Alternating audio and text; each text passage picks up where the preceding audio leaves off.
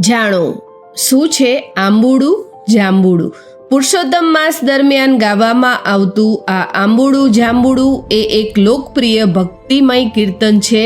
આ ભક્તિમય કીર્તન કે ભજન જેને આંબુડું જાંબુડું કહે છે તે પુરુષોત્તમ મહિનામાં પવિત્રતા અને ભગવાનની ભક્તિના ઉત્સવને ઉજવવા માટે ગાવામાં આવે છે. આંબુડું જાંબુડું એ પુરુષોત્તમ માસમાં ભગવાન વિષ્ણુ અથવા ભગવાન કૃષ્ણની આરાધના માટે ગાવામાં આવે છે.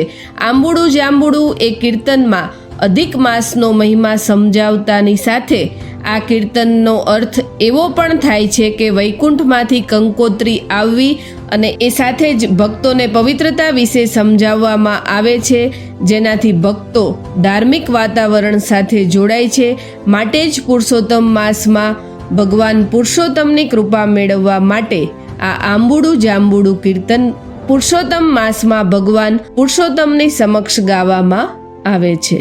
જય માતાજી.